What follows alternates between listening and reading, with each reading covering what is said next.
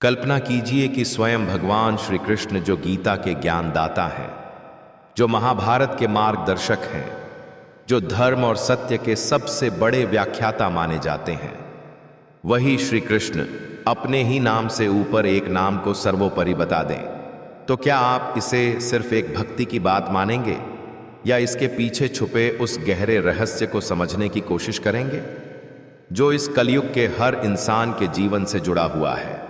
और ये कथा अगर आपने समझ ली तो आपका हर काम बन जाएगा, और जो स्वयं श्री कृष्ण ने अर्जुन को बताया, जिसे सुनकर आपकी जिंदगी बदल सकती है।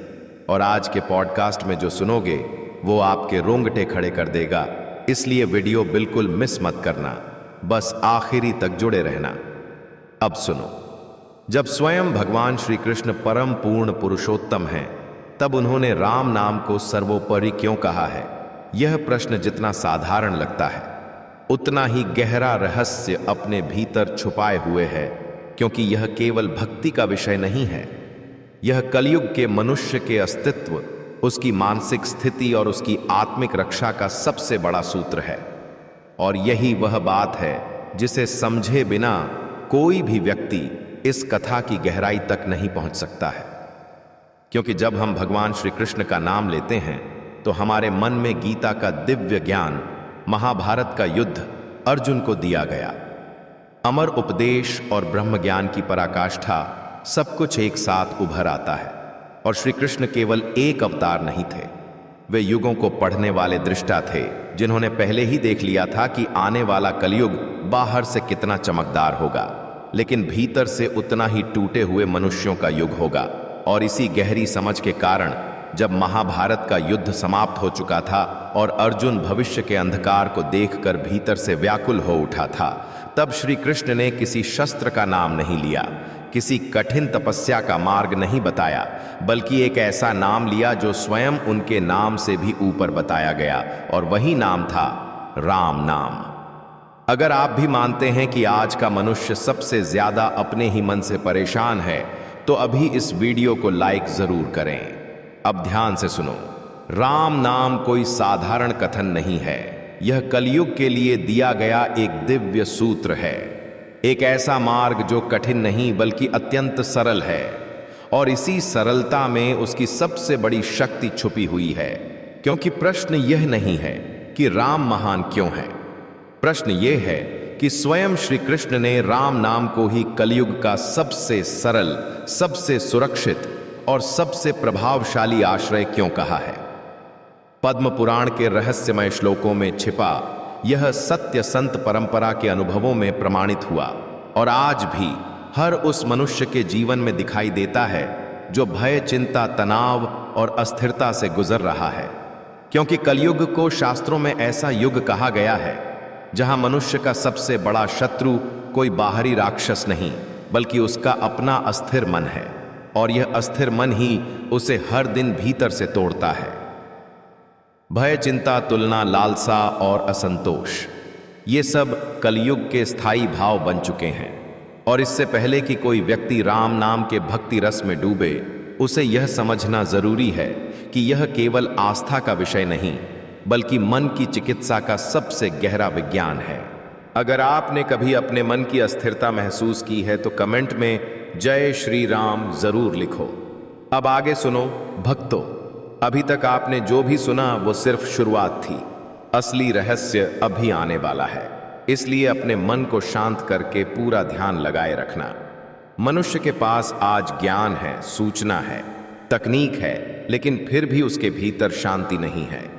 और यही कलयुग का सबसे बड़ा विरोधाभास है। क्योंकि जब बाहर सब कुछ बढ़ता है, तब भीतर का खालीपन और ज्यादा बढ़ जाता है। और ऐसे समय में धर्म का अर्थ केवल कर्मकांड नहीं रह जाता, बल्कि जीवन को संभालने की कला बन जाता है। इसी संदर्भ में श्री कृष्ण का वह कथन अत्यंत महत्वपूर्ण हो जाता है, जिसमें वे राम नाम को कलयुग का सर्वोत्तम सहारा बताते हैं। क्योंकि महाभारत युद्ध के पश्चात का समय केवल एक युद्ध की समाप्ति नहीं था, वह एक युग का अवसान था। और अर्जुन, जिसने धर्म की स्थापना के लिए अपने ही स्वजनों का संहार किया था, वह भीतर से पूरी तरह टूट चुका था। विजय के बाद भी उसके मन में शांति नहीं थी, क्योंकि वह जानता था कि यह युद्ध केवल बाहरी अधर्म के विरुद्ध था, लेकिन भीतर का अधर्म आने वाले युग में और अधिक भयावह रूप ले सकता है। और इसी चिंता से व्याकुल होकर उसने श्री कृष्ण से पूछा कि आने वाले कलयुग में साधारण मनुष्य कैसे बचेगा, कैसे धर्म का पालन करेगा और कैसे अपनी आत्मा की रक्षा करेगा। श्री कृष्ण ने अर्जुन के इस प्रश्न का उत्तर किसी जटिल दर्शन, कठिन योग या बड़े यज्ञ के रूप में नहीं दिया, बल्कि अत्यंत सहज और सरल शब्दों में एक ही समाधान बताया, और वह समाधान था राम नाम। यही वह क्षण है जहां साधारण बुद्धि रुक जाती है, क्योंकि जो व्यक्ति स्वयं ईश्वर का पूर्ण अवतार है वह अपने ही नाम से ऊपर एक नाम को महत्व देता है, और यह कोई विरोधाभास नहीं बल्कि कलयुग की आवश्यकता का सबसे बड़ा सत्य है। अगर आप मानते हैं कि सरलता ही असली शक्ति है, तो इस वीडियो को अभी लाइक करो और अपने दोस्तों को शेयर करो। और अभी जो सत्य आने वाला है वो सिर्फ सुनने के लिए नहीं बल्कि समझने के लिए है, क्योंकि यह सीधे आपके मन और चेतना से जुड़ा हुआ है। इसलिए एक भी लाइन मिस मत करना। अब आगे सुनो। पद्म पुराण में वर्णित श्लोक। राम रामेति रामेति रमे रामे मनोरमे सहस्र नाम ततुल्यम राम नाम वराणने। इस चौपाई का अर्थ है कि राम नाम का निरंतर स्मरण विष्णु सहस्र नाम के समान फल देता है। और यहां प्रश्न उठता है कि जब सहस्र नाम उपलब्ध हैं, तब एक नाम को इतना महत्व क्यों दिया गया है? भक्तों, इसका उत्तर कलयुग की प्रकृति में छिपा है, क्योंकि सहस्र नामों में एक नाम है जो समय, एकाग्रता और स्मरण शक्ति मांगता है, जो इस युग के मनुष्य के पास लगातार संभव नहीं है। लेकिन एक ऐसा नाम जो श्वास के साथ भी लिया जा सके, जो चलते फिरते भी जाप सके, वही इस युग का वास्तविक साधन बन सकता है, और वही राम नाम है। श्री कृष्ण जानते थे कि आने वाला मनुष्य ज्ञान से वंचित होगा, शांति से भी खाली होगा, और जब शांति खत्म होती है तो जीवन का हर ज्ञान अधूरा लगने लगता है। इसलिए उन्होंने ऐसा मार्ग बताया जो न समय मांगता है, न विशेष साधना, न कठिन नियम, केवल एक सरल स्मरण, और वही स्मरण मन को धीरे धीरे स्थिर कर देता है। अगर आप भी अपने जीवन में शांति की तलाश कर रहे हैं तो कमेंट में हे प्रभु मेरे जीवन में शांति प्रदान करे ऐसे लिखो। और भक्तों, अभी जो सच्चाई सामने आने वाली है वो सामान्य ज्ञान नहीं है, बल्कि वो गहराई है जिसे सदियों से संतों ने छुपा कर रखा था। इसलिए वीडियो को एक भी सेकंड स्किप मत करना, वरना बहुत बड़ा रहस्य छूट सकता है। और यही कारण है कि संत परंपरा में बार बार कहा गया है कि कलयुग में नाम ही नाव है, और राम नाम वह नाव है जो हर तूफान से पार लगा सकती है, क्योंकि यह कोई चमत्कार नहीं बल्कि मन के निरंतर अभ्यास की शक्ति है। जिस चीज को मन बार बार दोहराता है वही उसकी वास्तविक स्थिति बन जाती है, और जब मन बार बार राम नाम दोहराता है तो भीतर का अंधकार धीरे धीरे मिटने लगता है, और व्यक्ति अपने ही भीतर एक नई स्थिरता को अनुभव करने लगता है। भक्तों, सबसे महत्वपूर्ण बात यही है कि श्री कृष्ण ने राम नाम को इसलिए सर्वोपरि बताया क्योंकि वे जानते थे कि कलयुग में भगवान दूर नहीं बल्कि अत्यंत पास है, और राम नाम उसी निकटता का सबसे सरल, सबसे सच्चा और सबसे जीवंत मार्ग है। अगर यह रहस्य आपके मन को शांति मिल रही हो तो कमेंट में लिखो जय श्री कृष्ण, और इसे ज्यादा से ज्यादा लोगों तक पहुंचाए। अब सुनो भक्तों, अभी जो बात सामने आएगी वो इतनी गहरी है कि बहुत लोग इसे पहली बार में समझ ही नहीं पाते। इसलिए अब जो बात आने वाली है वो आपके मन को झकझोर कर रख देगी, क्योंकि यह केवल कथा नहीं बल्कि वह रहस्य है जिसके आधार पर स्वयं श्री कृष्ण ने एक नाम को सर्वोपरि बताया था। इसलिए अब ध्यान से सुनो। राम शब्द केवल अयोध्या के राजा का नाम नहीं है, बल्कि उपनिषदों के गहरे संकेतों में यह एक ऐसा सार्वभौमिक तत्व है जिसमें स्वयं चेतना रमण करती है। जहां मन ठहर जाए, जहां चित्त को वास्तविक विश्राम मिले, वही राम है। क्योंकि रात्रि अग्नि तत्व का प्रतीक है जो मनुष्य के भीतर संचित विकारों, पापों और अज्ञान को भस्म करता है, और मां चंद्र तत्व का प्रतीक है जो मन को शीतल, स्थिर और संतुलित करता है। इस प्रकार राम नाम का जप केवल एक ध्वनि नहीं बल्कि एक आंतरिक प्रक्रिया है जो एक साथ शुद्धि भी करता है और शांति भी प्रदान करता है, और यही कारण है कि इसे कलयुग का अमोघ अस्त्र कहा गया है। अगर आप भी मानते हैं कि नाम में शक्ति है तो इस वीडियो को ध्यान से सुनो। श्री राम और श्री कृष्ण का संबंध केवल दो अवतारों की कहानी नहीं है, बल्कि मानव जीवन के दो गहरे और पूरक आयामों का रहस्य है। जहां श्री राम मर्यादा पुरुषोत्तम हैं, अर्थात वे उस आदर्श चेतना का स्वरूप हैं जो मनुष्य को यह सिखाती है कि जीवन चाहे जितना भी कठिन क्यों न हो, धर्म, संयम, त्याग और कर्तव्य से कभी विचलित नहीं होना चाहिए। उनका जीवन एक अनुशासन है, एक व्यवस्था है, एक स्पष्ट मार्ग है जिसमें हर कदम पर मर्यादा की सीमा दिखाई देती है, लेकिन वह मर्यादा किसी दबाव से नहीं बल्कि उच्च नैतिक चेतना से उत्पन्न होती है। और राम हमें यह दिखाते हैं कि एक पुत्र, एक पति, एक राजा और एक मनुष्य को अपने कर्तव्यों में कैसे अटल रहना चाहिए, और जीवन को एक ऐसे आदर्श में ढालते हैं कि जहां समाज दिशा नहीं खोता और मानवता एक स्थिर आधार पर खड़ी रहती है। भक्तों, ध्यान से सुनना। वहीं श्री कृष्ण लीला पुरुषोत्तम है, उनका जीवन यह नहीं सिखाता कि नियम क्या है, बल्कि यह सिखाता है कि बदलती परिस्थितियों में सत्य और धर्म को कैसे पहचाना जाए, क्योंकि कृष्ण जानते हैं कि हर युग, हर परिस्थिति और हर मनुष्य एक जैसा नहीं होता। इसलिए धर्म को केवल कठोर नियमों में नहीं बांधा जा सकता, बल्कि उसे चेतना के स्तर पर समझना होता है। जहां राम मर्यादा की स्पष्ट रेखा खींचते हैं, वहीं कृष्ण उस रेखा के भीतर चेतना को स्वतंत्र करते हैं। वे यह दिखाते हैं कि कभी कभी धर्म की रक्षा के लिए पारंपरिक ढांचों को तोड़ना भी आवश्यक हो जाता है, और इस लीला का गहरा अर्थ है कि राम जीवन के आदर्श हैं। वे बताते हैं कि मनुष्य को कैसा होना चाहिए।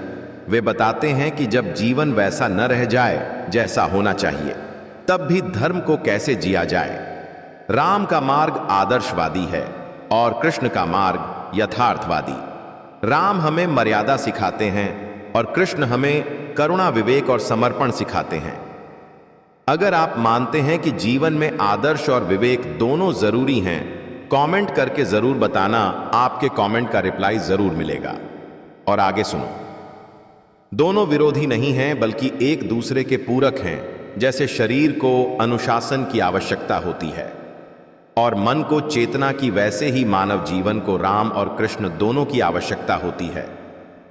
जब स्वयं श्री कृष्ण राम नाम को सर्वोपरि कहते हैं तो वह केवल भक्ति का भाव नहीं होता, बल्कि एक गहरा युग बोध होता है, क्योंकि वे भली भांति जानते थे कि कलयुग में मनुष्य के लिए कठोर नियमों का पालन करना अत्यंत कठिन होगा।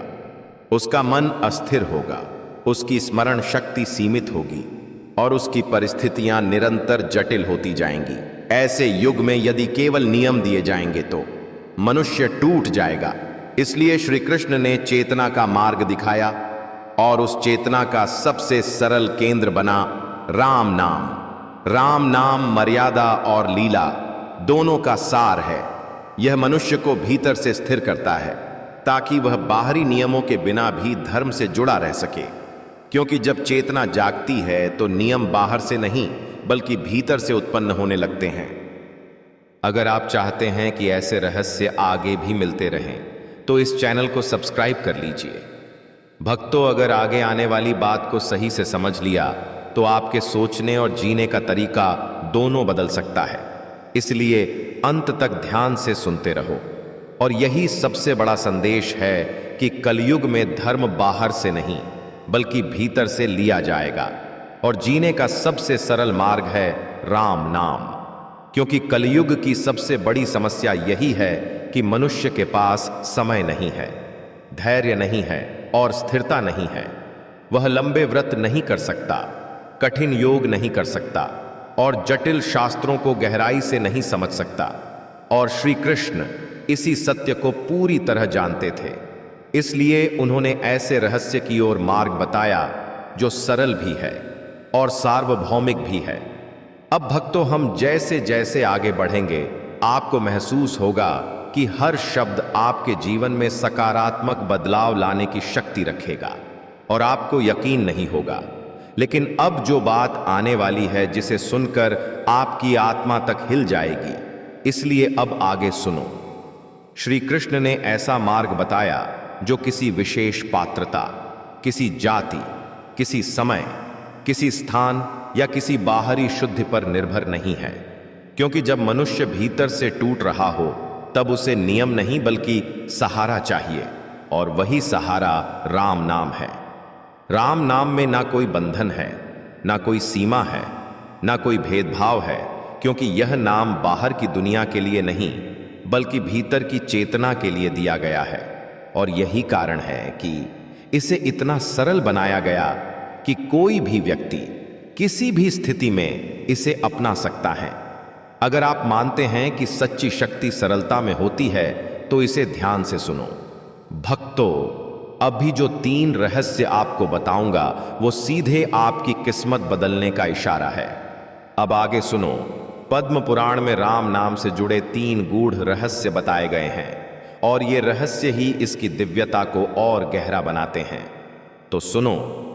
पहला रहस्य यह है कि राम नाम जाप के लिए किसी विशेष दीक्षा या शुद्धि की आवश्यकता नहीं होती, क्योंकि यह नाम स्वयं शुद्ध करने वाला है। दूसरा रहस्य यह है कि राम नाम का प्रभाव तुरंत आरंभ हो जाता है, चाहे साधक उसे अनुभव करे या न करे, क्योंकि इसकी क्रिया अदृश्य स्तर पर भी चलती रहती है। तीसरा रहस्य यह है कि राम नाम स्वयं साधक को भीतर से मार्ग दिखाने लगता है, क्योंकि यह केवल उच्चारण नहीं बल्कि चेतना का जागरण है। यही कारण है कि संत कहते हैं कि साधक राम नाम को नहीं खोजता बल्कि राम नाम स्वयं साधक को खोज लेता है, क्योंकि जब समय आ जाता है तो यह नाम स्वयं जीवन में प्रवेश कर जाता है। अगर आपने कभी महसूस किया है कि जीवन में अचानक कोई अदृश्य शक्ति आपको संभालती है तो कमेंट में लिखो हाँ प्रभु। और अब आगे सुनो। महर्षि वशिष्ठ और मुनि भारद्वाज के संवाद में जब यह प्रश्न उठा कि क्या केवल नाम से मुक्ति संभव है, तब वशिष्ठ ने अत्यंत गहन उत्तर दिया कि जब नाम स्वयं ब्रह्म है तब साधन और साध्य में कोई भेद नहीं रह जाता। और यही वह बात है जहां दर्शन समाप्त होता है और अनुभव शुरू होता है। और इसका अर्थ यह है कि राम नाम केवल मुक्ति का साधन नहीं बल्कि स्वयं मुक्ति का स्वरूप है, क्योंकि जब चेतना नाम में रम जाती है तब बाहर की खोज समाप्त हो जाती है। और आधुनिक विज्ञान भी धीरे धीरे इस सत्य के करीब पहुंच जाता है कि निरंतर जाप से मस्तिष्क में अल्फा और थीटा तरंगें उत्पन्न होती हैं, जो तनाव को कम करती हैं और मन को गहरी शांति की अवस्था में ले जाती हैं। जाप के समय श्वास की लय संतुलित होती है, जिससे नाड़ी तंत्र शांत होता है और शरीर तथा मन दोनों एक ही ताल में आने लगते हैं।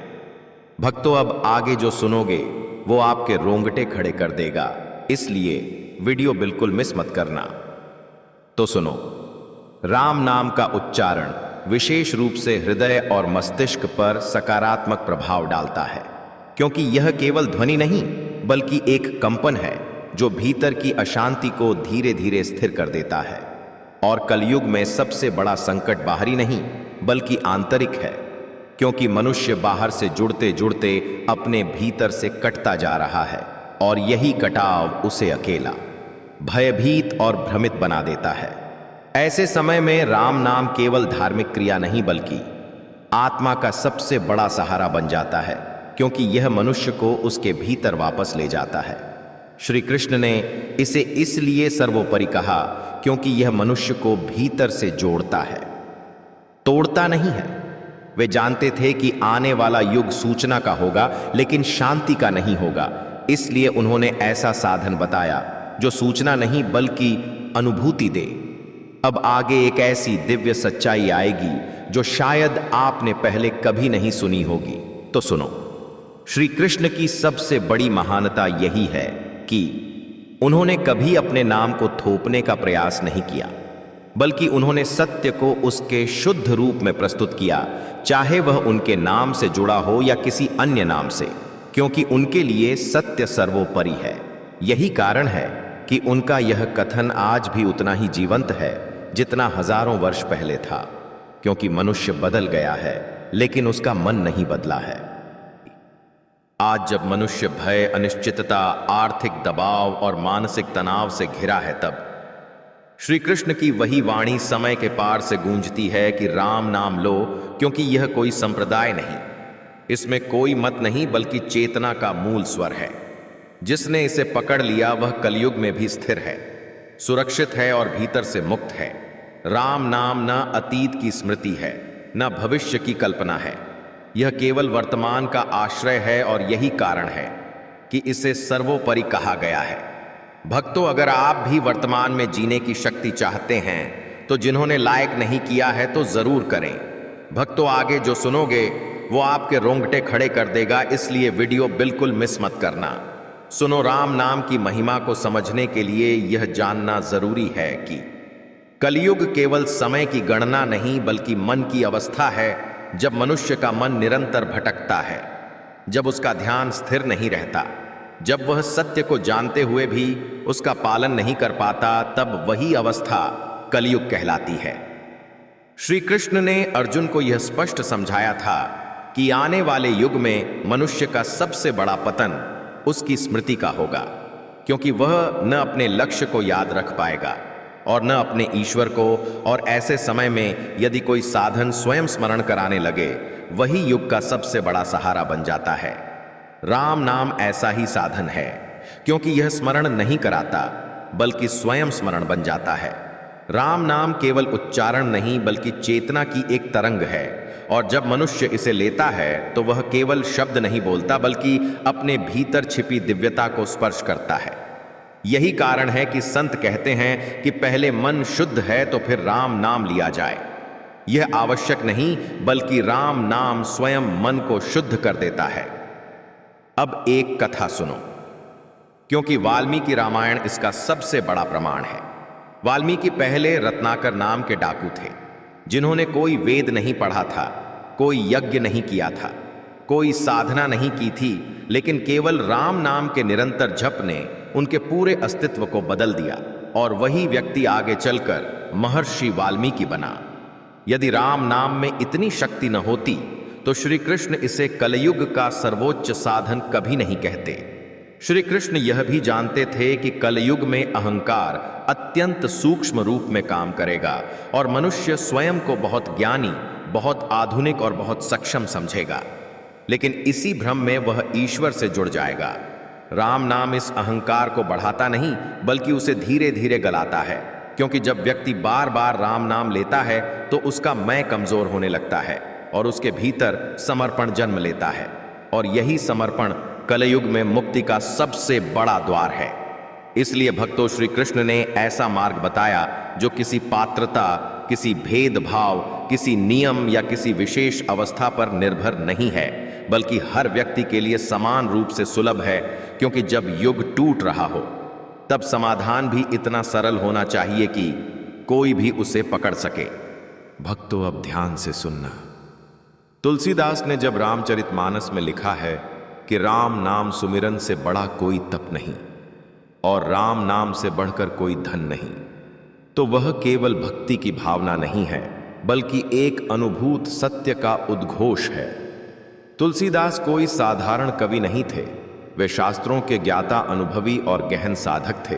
फिर भी उन्होंने ज्ञान से ऊपर नाम को रखा, क्योंकि उन्होंने समझ लिया था कि ज्ञान केवल दिशा दिखा सकता है, लेकिन नाम जीवन को चला सकता है।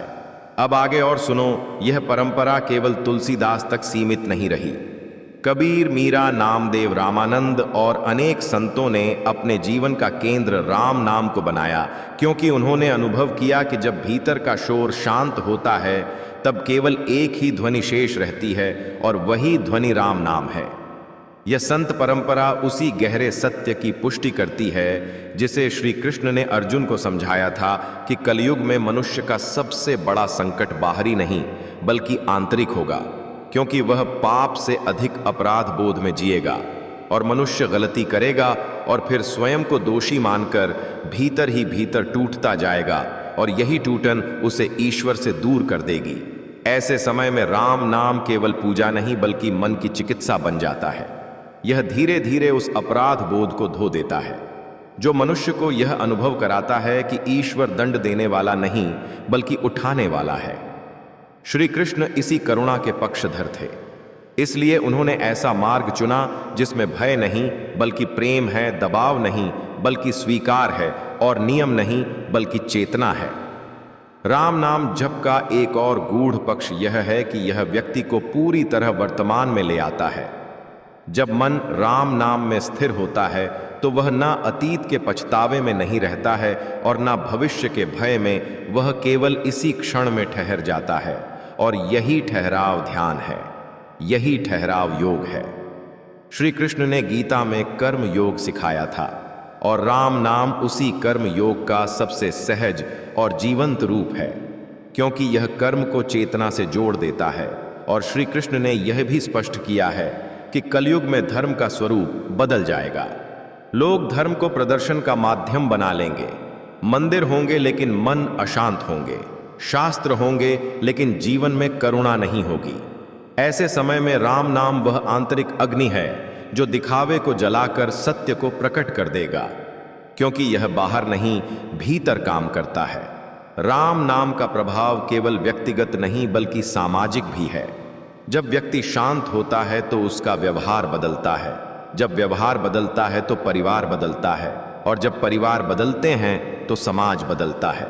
और श्री कृष्ण का दृष्टिकोण हमेशा समग्र रहा है। वे केवल व्यक्तिगत मुक्ति नहीं बल्कि लोक कल्याण चाहते थे, और राम नाम इसी समग्रता का माध्यम बनता है, क्योंकि यह भीतर से बाहर तक परिवर्तन लाता है। भक्तों, अब आगे और ध्यान से सुनो। कलयुग की सबसे बड़ी विडंबना यही है कि मनुष्य सब कुछ जानता है फिर भी दुखी है। वह जानता है कि क्रोध गलत है फिर भी क्रोधित होता है। वह जानता है कि लोभ दुख देता है फिर भी लोभी बना रहता है। राम नाम ज्ञान नहीं देता बल्कि शक्ति देता है, और वही शक्ति ज्ञान को जीवन में उतारने की क्षमता देता है। और अंत में यही समझना सबसे महत्वपूर्ण है कि श्री कृष्ण ने राम नाम को इसलिए सर्वोपरि नहीं कहा कि कोई नाम बड़ा या छोटा है, बल्कि इसलिए कहा क्योंकि यह कलयुग के मनुष्य की वास्तविक क्षमता और आवश्यकता के अनुरूप सबसे सरल समाधान है। यही उनकी दिव्य करुणा है कि उन्होंने मनुष्य के लिए ऐसा मार्ग चुना जिसे कमजोर भी पकड़ सके, थका हुआ भी जप सके और भटका हुआ भी अपनाकर लौट सके। जब अर्जुन ने यह समाधान सुना तो उसके मन का भय शांत हो गया, क्योंकि उसे समझ आ गया कि भविष्य चाहे कितना भी अंधकारमय क्यों न हो, यदि राम नाम जीवित रहेगा तो धर्म जीवित रहेगा। इसलिए आज भी यही सत्य उतना ही जीवंत है जितना उस समय था, क्योंकि मनुष्य बदल गया है लेकिन उसका मन नहीं बदला है। वह आज भी तनाव, भय, अनिश्चितता और टूटन से जूझ रहा है। ऐसे समय में श्री कृष्ण का संदेश एक दीपक बनकर उभरता है कि राम नाम कोई मंत्र नहीं बल्कि चेतना का आधार है। जिसने इसे थाम लिया उसने कलयुग में भी प्रकाश पा लिया।